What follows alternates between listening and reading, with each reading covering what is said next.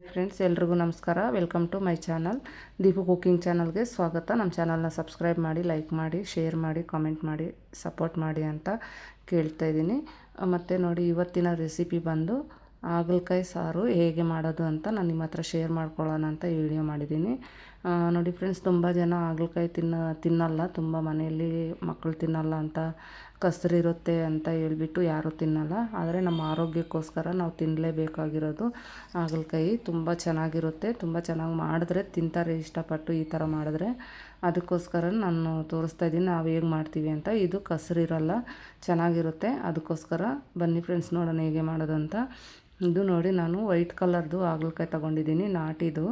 ಇದು ಊರಿಂದ ತರಿಸಿರೋದು. ತುಂಬ ಚೆನ್ನಾಗಿತ್ತು. ಲಾಸ್ಟ್ ಟೈಮ್ ಒಂದ್ಸಲ ಮಾಡಿದ್ದೆ, ತುಂಬ ಚೆನ್ನಾಗಿರೋದಕ್ಕೆ ಮತ್ತೆ ಊರಿಂದ ಮತ್ತೆ ತರಿಸ್ದೆ ನಾನು. ತುಂಬ ಚೆನ್ನಾಗಿದೆ ಅಂತ ಅದಕ್ಕೇ ವೀಡಿಯೋನು ಮಾಡೋಣ ಅಂತ ಮಾಡಿದೆ. ನೋಡಿ, ತಗೊಂಡು ಈ ಥರ ಎಲ್ಲನೂ ಕಟ್ ಮಾಡ್ಕೋಬೇಕು.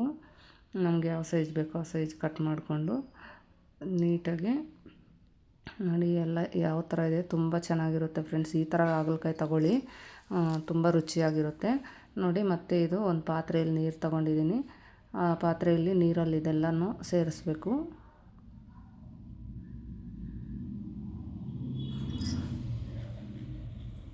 ಇದೆಲ್ಲ ಸೇರಿಸ್ಬಿಟ್ಟು ನೋಡಿ, ಇವಾಗ ಇದಕ್ಕೆ ನಾನು ಸ್ವಲ್ಪ ಹುಣಸೆ ಹಣ್ಣನ್ನು ಹಾಕ್ತಾಯಿದ್ದೀನಿ.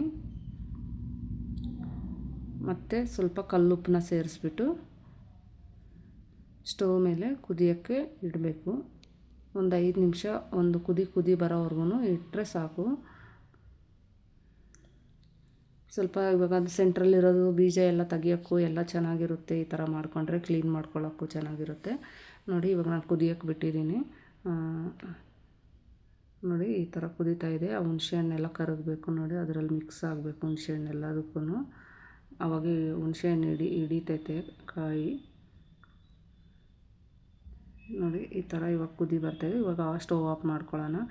ಆಫ್ ಮಾಡಿಕೊಂಡು ನೋಡಿ, ಇದನ್ನೆಲ್ಲನೂ ಈ ಥರ ಒಂದು ಬೌಲ್ ತಗೊಂಡು ಬಗ್ಸ್ಕೋಬೇಕು. ನೋಡಿ, ಈ ಥರ ಎಲ್ಲ ಬಗ್ಸ್ಕೊಂಡು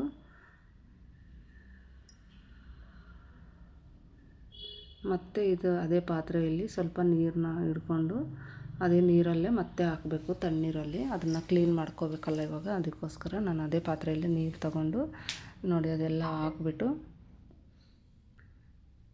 ಇವಾಗ ಒಂದೊಂದನ್ನೇ ಕ್ಲೀನ್ ಮಾಡ್ತಾ ಈ ಥರ ಎಲ್ಲ ಬೀಜ ಎಲ್ಲ ತೆಗೆದು ಈ ಥರ ವಾಶ್ ಮಾಡಿಕೊಂಡು ಅದರಲ್ಲಿ ಹಾಕ್ಕೋಬೇಕು ಎಲ್ಲನೂ.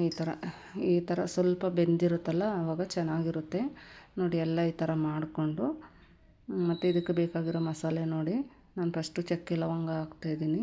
ಮತ್ತು ತೆಂಗಿನಕಾಯಿ, ಕೊತ್ತಂಬರಿ ಸೊಪ್ಪು, ಈರುಳ್ಳಿ, ಟೊಮೊಟೊ ಇವೆಲ್ಲ ಹೆಚ್ಚಿಟ್ಕೊಂಡಿದ್ದೀನಿ.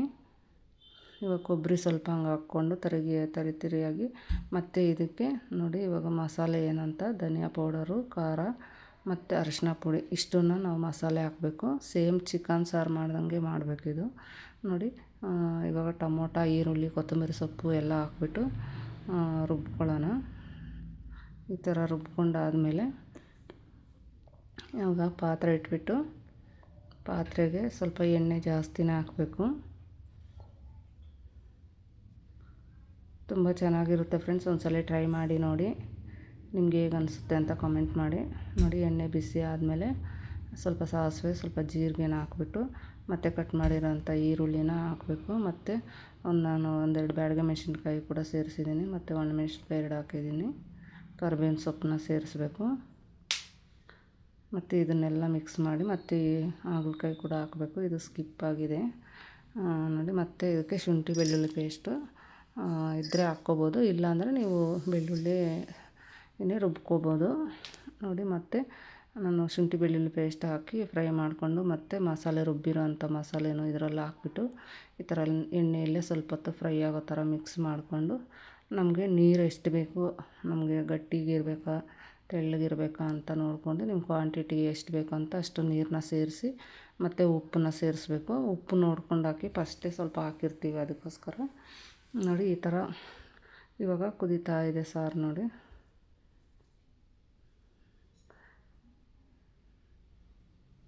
ನೋಡಿ ಎಷ್ಟು ಚೆನ್ನಾಗಿದೆ ಅಂದರೆ ಸ್ಮೆಲ್ಲು ಸೂಪರಾಗಿ ಬರ್ತಾಯಿದೆ. ತುಂಬ ಚೆನ್ನಾಗಿರುತ್ತೆ ಫ್ರೆಂಡ್ಸ್. ಒಂದ್ಸಲ ಟ್ರೈ ಮಾಡಿ. ಈ ಥರ ಮಾಡಿದ್ರೆ ಎಲ್ಲರೂ ಇಷ್ಟಪಟ್ಟು ತಿಂತಾರೆ. ವೀಡಿಯೋನ ಮಾತ್ರ ಮಿಸ್ ಮಾಡ್ಕೋಬೇಡಿ. ನೋಡಿ ನಾನು ಫೈನಲಾಗಿ ನಾನು ಸ್ವಲ್ಪ ಶೇಂಗೆ ಬೀಜ ತೊಗೊಂಡು ಅದನ್ನು ಸ್ವಲ್ಪ ಪುಡಿ ಮಾಡಿಕೊಂಡು ನಾನು ಅದರಲ್ಲಿ ಹಾಕ್ತಾಯಿದ್ದೀನಿ.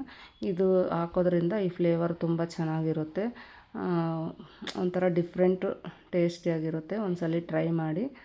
ನಾನು ಇದೇ ಥರ ಮಸಾಲೆ ಹಾಕ್ಬಿಟ್ಟು ಎಣ್ಣೆ ಬದನೇಕಾಯಿ ಸಾರು ಕೂಡ ಮಾಡ್ತೀನಿ. ನೋಡಿ ಇದು ಇವಾಗ ಅನ್ನಕ್ಕಾಗಲಿ ಮುದ್ದೆಗಾಗಲಿ ಹಾಕ್ಕೊಂಡು ತಿಂದರೆ ತುಂಬ ಚೆನ್ನಾಗಿರುತ್ತೆ. ಇದಾಗಿತ್ತು ಇವತ್ತಿನ ರೆಸಿಪಿ. ಮತ್ತೆ ಸಿಗೋಣ.